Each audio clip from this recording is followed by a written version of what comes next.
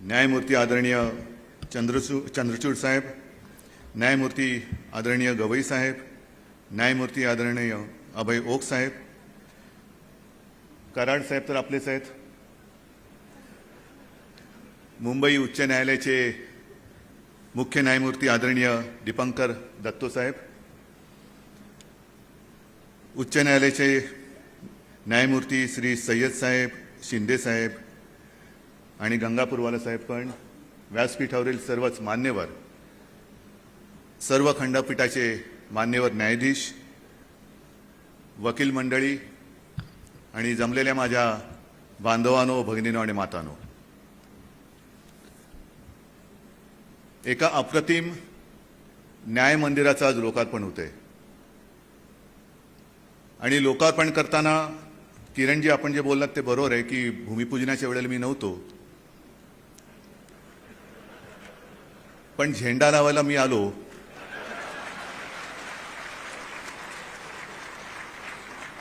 हा एक माझ्यासाठी भाग्याचा क्षण आहे आणि या इमारतीबद्दल आपण सगळ्यांनी ऐकलेलं आहे. विशेषतः या शहरातील सर्व जे या विषयाशी संबंधित आहेत, ते विधितज्ञ आहेत, कायदाप्रेमी आहेत, त्यांना या खंडपीठाचा इतिहास संपूर्ण माहिती आहे. गवई साहेबांनी जो सांगितला आणि ही इमारत पाहिल्यानंतर मला असं वाटतं, थोडंसं वेगळं बोलतो मी, की ही इमारत पाहण्यासाठी सुद्धा लोक आली पाहिजेत. त्यांना पकडून आणण्याची वेळ येता कामा नये.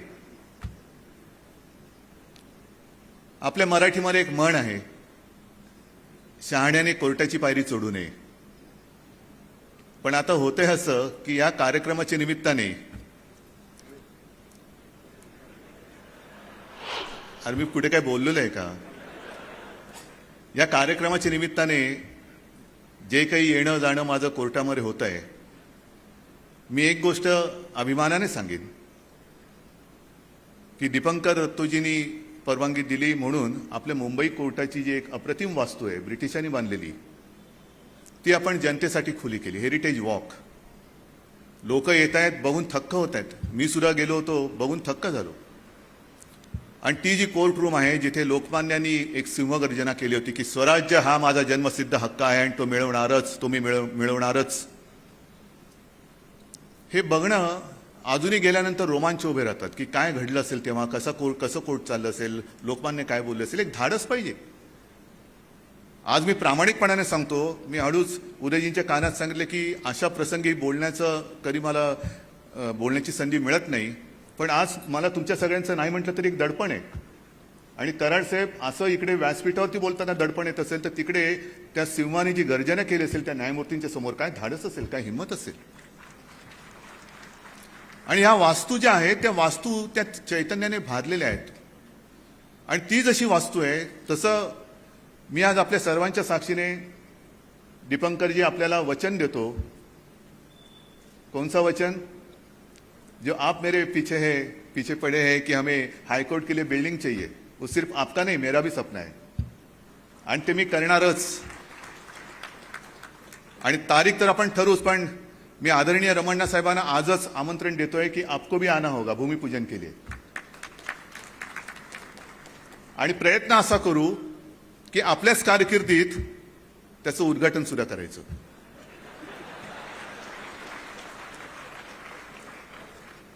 नाही, हे मी का म्हणतो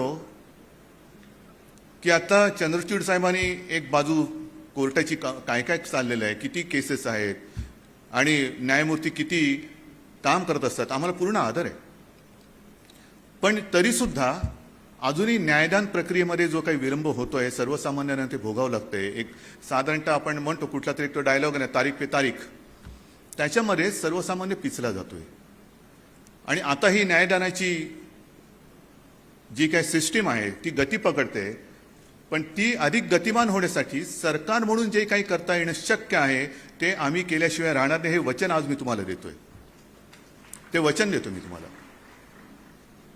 याचं कारण असं की अनेकदा कोर्टामध्ये जाऊन जाऊन जाऊन आयुष्य निघून जातं. खर्च तर परवडत नाही. आणि हेही गोष्ट खरी आहे ज्याचा उल्लेख आपण केला की 58 सालापासून एक अॅक्युज ॲब्स्कॉन्डिंग आहे. चंद्रचूड साहेब आमच्याकडे तक्रारदारच गायब आहे, तरी पण केस चालू आहे. तक्रारदार गायब, आरोप करून पळून गेला, कुठे गेला कोणाला माहित नाही, पण आरोप केलेत ना मग खणून काढ. खणलं जात आहे, चौकशा सुरू आहेत, धाडसत्र सुरू आहे. पण ही जी काही पद्धत आहे हिला कुठेतरी एक चौकट आणण्याचीच गरज आहे. आणि ज्याचा उल्लेख किरणजी आपण केलात हे खरं आहे की ही एकट्या दुकट्याची जबाबदारी नाही आहे. न्यायदान ही केवळ न्यायालयाची जबाबदारी नाही, ही आपल्या सगळ्यांची आहे. टीमवर्क आहे, टीमवर्क. आणि आपल्याकडे आपल्या देशामध्ये जगातली सर्वात मोठी किंवा जगातली सर्वात मोठ्या लोकशाहीपैकी एक आपल्या देशातली लोकशाही आहे. ही लोकशाही काय आहे? जसं हे छप्पर आहे, हे छप्पराला सुद्धा कितीतरी खांब आहेत. या प्रत्येक खांबाचं कर्तव्य आहे की त्यांनी छत पेलायचं, आणि ते छत त्यांनी पेललंय म्हणून आज आपण इकडे कडाक्याचं ऊन असलं तरी सावलीमध्ये पंख्याची हवा घेत व्यवस्थित बसू शकतो. आणि तीच जबाबदारी आपली आहे. आपण जे म्हणतो की कार्यकारी यंत्रणा, कायदे मंडळ, न्यायपालिका आणि एक चौथा जो स्तंभ आहे तो प्रसिद्धी माध्यम, प्रसार माध्यम. ह्या चारही स्तंभांना हा लोकशाही पेलण्याचं हे कर्तव्य करायचं. गोवर्धन आहे हा मोठा, लोकशाहीचं गोवर्धन आहे. आणि असं म्हणतात त्यावेळेला श्रीकृष्णाने आपल्या करंगळीवरती गोवर्धन उचलला होता, पण त्याचे सगळे जे गोपी होते, सवंगडी होते, त्यांनी आपापल्या परीने आपापल्या काठ्या या उचलून त्याच्या खाली धरल्या होत्या, आणि त्यांच्या सगळ्यांच्या एकत्रित ताकदीवरती तो गोवर्धन उचलला गेला, आणि ते जे काही संकट होतं ते दूर गेलं. मग आज आपल्याला हेच काम करायचंय. आपण हे चारही स्तंभ, या स्तंभांवरती एक जबाबदारी आहे. दबाव हा आहे, जरूर आहे. तो माझ्या लोकशाहीचा आणि माझ्या सर्वसामान्य जनतेचा आहे की आम्हाला न्याय पाहिजे असेल तर न्याय हा आम्ही तुमच्याकडनं अपेक्षित करतो आहोत. तुमचं कर्तव्य आहे आम्हाला न्याय द्या. आणि मला दुसरा कोणताही दबाव, मला नाही वाटत एवढे काही आपले स्तंभ कमकुवत झालेले की कोणत्याही दबावाने ते स्तंभ कोलमडून पडतील. कारण यातले एक जरी स्तंभ कोलमडला तरी अख्खं लोकशाहीचं छप्पर कोसळून पडेल. आणि मग जे काय होईल ते मग किती खांब लावले तरी मला ते पुन्हा उभा करता येईल असं मला वाटत नाहीये. मी एक गोष्ट समाधानाने सांगू इच्छितो की ज्या काही गोष्टी न्यायदानासाठी, न्याय प्रक्रियेसाठी सरकार म्हणून करता येणं शक्य आहे ते मी करणार असं बोललोय. म्हणजे काय करणार नेमकं? काही काही छोट्या छोट्या गोष्टी आहेत. अजूनही आपल्या काही गावांमध्ये, खेड्यांमध्ये पोलीस स्टेशन्स नाही आहेत. मग ती पोलीस स्टेशन्स आम्ही करतोय. आता 1-2 दिवसापूर्वीच अमरावतीमध्ये आपण अचलपूरमध्ये तिथे पोलीस स्टेशनची लोकार्पण केलं. पोलीस स्टेशन आणि पोलीस स्टेशनच्या बाजूलाच पोलिसांसाठी निवासाची सोय. नाहीतर पोलीस पण असाच आहे, 24 तास ड्युटी ड्युटी ड्युटी. घरी जायचं कधी आणि परतायचं कधी? घरी येण्या जाण्यामध्ये जर का त्याचं आयुष्य जायला लागलं तर तो ताजा तवाना होऊन जनतेच्या सेवेसाठी पुन्हा उभा राहणार कधी? म्हणून आपण पोलीस स्टेशनची निर्मिती करतो आहोत, त्यांच्या बाजूला त्यांची निवासाची सोय करतो आहोत. एवढंच नाही तर आणखीन एक महत्त्वाची गोष्ट मी सांगेन, अभिमानाने सांगेन की अनेक पोलीस हवालदार निवृत्त होईपर्यंत हवालदारच राहतात.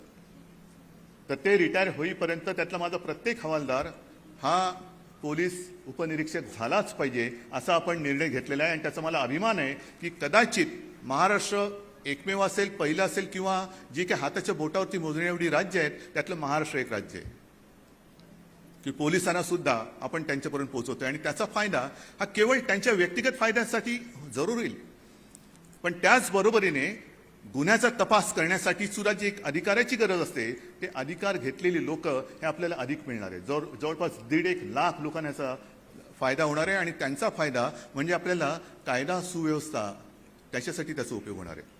ह्या काही गोष्टी आपण करतो आहोत. हे गेले 2-3 दिवस, म्हणजे हा निर्णय आपण गेल्या दसऱ्याच्या दिवशी घेतला. गेले 2-3 दिवस माझं तर याच विषयामध्ये माझे कार्यक्रम चाललेले आहेत. आज आपल्यासमोर आलोय, कालच 3 DNA लॅब, मग ती फोरेन्सिक असेल, त्याच्यानंतर वाईल्ड लाईफ. गौरीसाहेब, विदर्भामध्ये आपल्यालाही कल्पना आहे, सगळ्यांनाच कल्पना आहे की अवैध शिकारी या खूप होतात. मग त्यांचं DNA टेस्टिंग, मग ती लॅब आपण नागपूरमध्ये सुरू केलेली आहे. मग ही देशातली 3री लॅब आहे. डेहराडून, हैदराबाद आणि त्याच्यानंतर नागपूर. आणि काल 3 फॉरेन्सिक लॅबचं आपण एक लोकार्पण केलेलं आहे. तर अशा ह्या काही गोष्टी आपण करतो. महिलांवरती अत्याचार हा एक मोठा विषय सध्या आपल्या देशामध्ये फार भयानक पद्धतीने दिसू लागलेला आहे. आणि त्याच्यात सुद्धा आपण जे काही बघतो आहोत की काही वेळेला ज्या महिला दुर्दैवाने त्यांना रात्री राहायला जागा नसते, असहाय्य असतात, बेघर असतात, मग त्या फुटपाथवर कुठेतरी झोपतात, कुठेतरी आडोशाला झोपतात आणि मग ते नरभक्षक किंवा नराधमांच्या त्या वासनाकांडाला बळी पडतात. मग करायचं काय? आणि म्हणून आपण सुरुवात केलेली आहे, मुंबईमध्ये सुरुवात केलेली आहे की अशा ज्या काही माझ्या माता भगिनी ज्यांना घरच नाही आहे, छप्परच नाही आहे, त्यांच्यासाठी सुद्धा एक निवाऱ्याची सोय आपण मुंबईमध्ये ती सुरू केलेली आहे. या अशा काही काही गोष्टी करतोय. हां, गुन्हा घडल्यानंतर लवकरात लवकर न्याय मिळालाच पाहिजे, बरोबर आहे, पण तो गुन्हा घडूच नये याच्यासाठी सुद्धा आपण प्रयत्न केले पाहिजेत. गुन्हा घडताच कामा नये. समाजच आपला असा असला पाहिजे की मी म्हणेन थोडंसं कदाचित चुकीचं वाटेल, पण मी म्हणेन की कोर्ट ही रिकामी पडली पाहिजेत. सॉरी रमणा साहेब, मैं कुछ अलग बोल रहा हूं, लेकिन मेरा कहने का मतलब यह है की समाज एवढा सुधारला पाहिजे की गुन्हेगारी प्रवृत्ती आहे तीच आपल्याकडून नाहीशी झाली पाहिजे. असा काहीतरी एक समाज आपण बनवू शकतो की नाही, हे मोठं खरं आव्हान आहे. हे एक मोठं आव्हान आहे आणि त्याही दिशेने आपण चारही स्तंभांनी एकत्रित येऊन विचार करण्याची गरज आहे. मगासपासून काही वेळेला उल्लेख झाला की आपल्या हा स्वातंत्र्याचा अमृत महोत्सवी हे वर्ष आहे. अमृत महोत्सव म्हणजे 75 वर्ष आपल्या देशाच्या स्वातंत्र्याला या येत्या 15 ऑगस्टला होणार. 75 वर्ष हा मोठा काळ आहे, हा थोडका काळ नाही आहे. पिढ्या जातात त्याच्यामध्ये आणि पिढ्या गेलेल्या आहेत.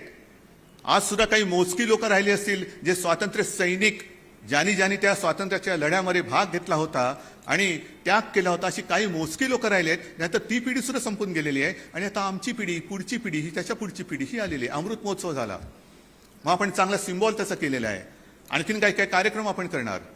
पण ह्या अमृत महोत्सवी वर्षामध्ये आपण नेमके कुठे आहोत याचा एक विचार करण्याची गरज आहे.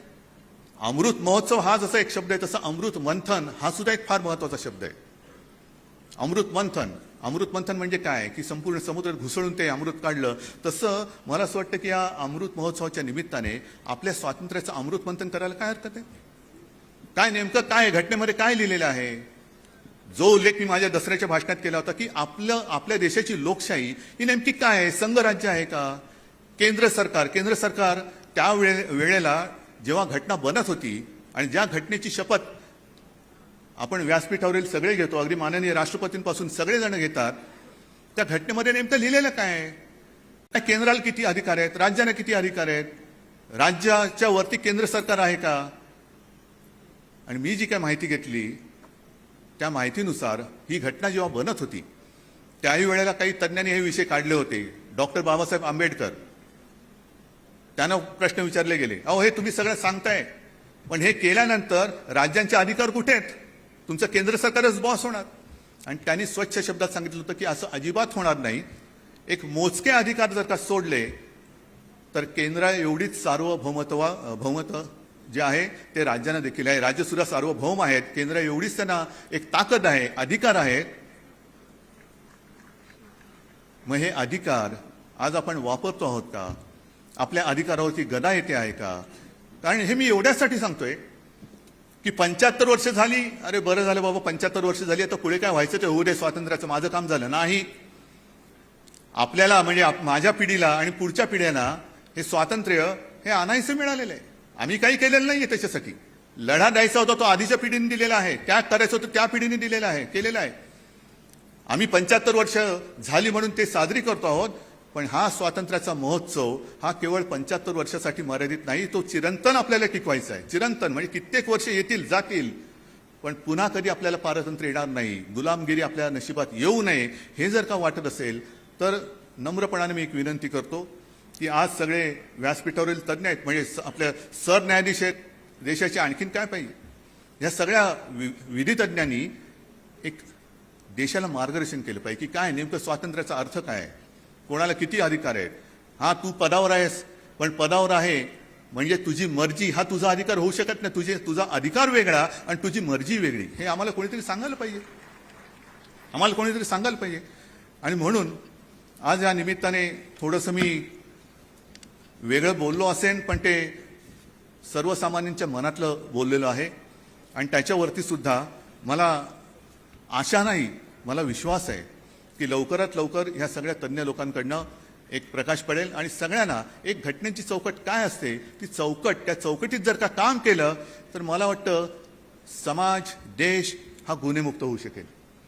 केवळ कायदा पाळला, घटनेमध्ये काय काय सांगितलेले हे एवढं जरी आपण पालन केलं ना तरी सुद्धा आपला देश, त्याची संस्कृती, आपल्यावरचे संस्कार हे केवळ आपण एकमेकात बोलण्यापुरते राहणार नाहीत तर जगामध्ये त्याची कीर्ती होईल आणि तो जो काय राहील तो आपल्या अमृत महोत्सवापेक्षाही फार मोठा दिवस असेल आणि त्या दिवसाची अपेक्षा करून तूर्त मी आपली रजा घेतो. जय हिंद, जय महाराष्ट्र.